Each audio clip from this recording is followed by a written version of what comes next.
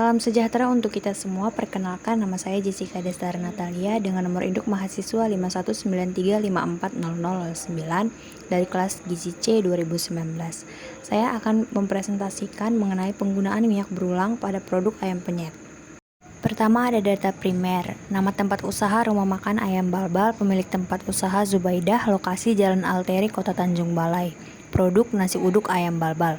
Seporsi produk berisi nasi uduk, sepotong ayam balbal, tempe goreng, kacang panjang, kol, timun, kemangi, dan sambal kecap. Per punya nasi uduk dihargai Rp10.000. Kemudian proses produksinya masih dilakukan secara manual karena karyawan masih sedikit. Pemesanan produk masih manual dan harus dikunjungi langsung ke rumah makannya. Untuk produk yang akan dibawa pulang atau dibungkus digunakan styrofoam sebagai pembungkus. Perharinya rumah makan ayam balbal dapat menjual hingga 10 kg ayam dengan jam operasional mulai jam 4 sore hingga jam 12 malam. Berikut adalah dokumentasi tempat usaha dan produk ayam balbal. Berdasarkan data tersebut diperoleh permasalahan, yaitu penggunaan minyak berulang dalam proses penggorengan ayam.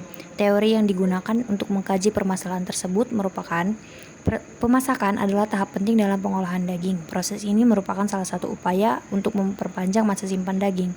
Proses yang paling sering dijumpai adalah penggorengan.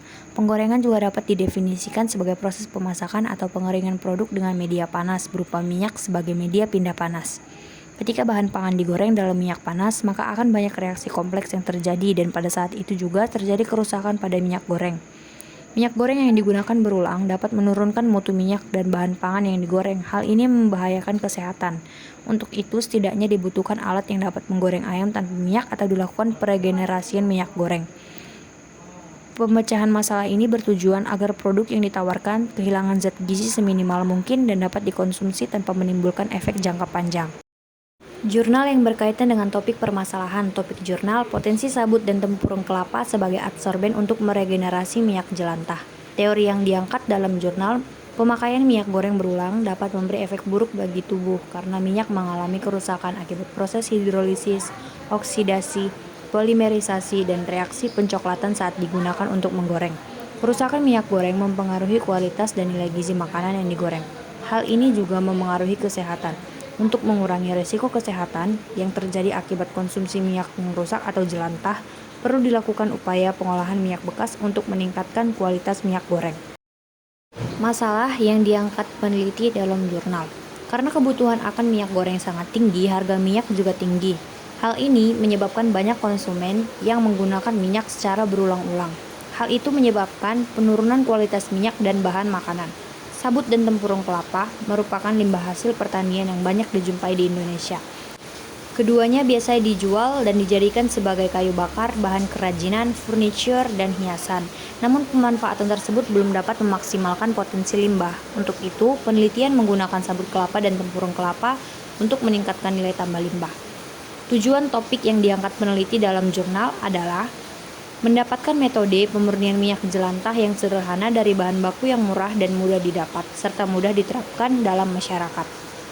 Metodologi yang digunakan untuk menjawab permasalahan. Penelitian ini dilakukan secara eksperimental di laboratorium. Bahan penelitian yaitu minyak jelantah yang diambil dari home industri pembuatan keriping. Sedangkan sabut dan tempurung kelapa diperoleh dari penjual kelapa di pasar. Terdapat 3 prosedur yang dilakukan, yaitu persiapan bahan untuk adsorben, persiapan minyak goreng, dan uji kemampuan adsorben. Adsorben dibuat dalam bentuk arang aktif. Untuk penentuan jenis adsorben dirancang dengan rancangan acak lengkap. Untuk mengkaji apakah persiapan atau perlakuan awal adsorben sabut dan tempurung kelapa memberikan pengaruh terhadap penurunan kadar FFH, PV, dan warna minyak jelantah, dilakukan uji secara statistik dengan analisis varian. Apabila terdapat pengaruh, maka dilanjutkan dengan uji beda DMRT, Duncan Multiple Range Test, untuk menentukan perlakuan awal adsorben terbaik yang dapat memberikan penurunan kadar FFH, PV, atau warna terbesar. Hasil penelitian. Penentuan kadar FFA dan PV minyak goreng bekas setelah mengalami proses adsorpsi menggunakan adsorben sabut dan tempurung kelapa memberikan pengaruh sangat nyata, baik adsorben sabut maupun tempurung kelapa. Kejernihan minyak jelantah juga turut berubah. Hal ini memengaruhi perubahan warna minyak jelantah. Kesimpulan serta saran dalam jurnal. Perlakuan dengan adsorben dari sabut dan tempurung kelapa pada berbagai metode perlakuan awal dapat meningkatkan kualitas minyak jelantah. ditinjau dari kadar FFA, PV, dan warna minyak. Metode perlakuan awal terbaik untuk menurunkan kadar FFA, PV, dan warna adalah metode tidak diarangkan dan delignisasi. Sabut kelapa mempunyai kemampuan absorpsi sedikit lebih baik dari tempurung kelapa. Review jurnal kaitannya dengan CBR dan survei yang telah dilakukan. Jurnal yang telah dibaca menunjukkan keterkaitan dengan kekhawatiran lingkungan. Peneliti jurnal mengkhawatirkan limbah minyak jelantah, limbah sabut, dan limbah tempurung kelapa. Produk ramah lingkungan berkembang sangat lambat di pasaran. Ide dan teknologi yang ada diharapkan dapat membantu membuat terobosan dalam mencipta produk yang lebih ramah lingkungan. Pemanfaatan limbah berkaitan dengan masalah kekhawatiran lingkungan. Jika produk adsorben, sabut, dan tempurung kelapa dapat dikomersialkan, ini dapat menyelesaikan dua masalah limbah sekaligus. Rancangan pemecahan masalah. Pemecahan masalah diharapkan dapat meningkatkan mutu minyak jelantah agar dapat digunakan kembali dan menghemat biaya produksi ayam balbal. Selain menghemat biaya produksi, jika dilakukan pemurnian minyak jelantah didapat juga keuntungan, yaitu nilai gizi dalam ayam tidak rusak karena minyak bekas yang digunakan. Minyak goreng baru maksimal digunakan menggoreng ayam sebanyak 2 kali. Setelah itu, minyak goreng harus melewati proses pemurnian menggunakan adsorben arang aktif yang dibuat dari limbah sabut dan tempurung kelapa.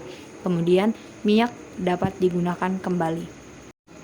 Berikut ini adalah sumber yang digunakan untuk mengerjakan presentasi tersebut. Demikianlah presentasi saya, lebih dan kurangnya mohon maaf. Terima kasih atas waktunya.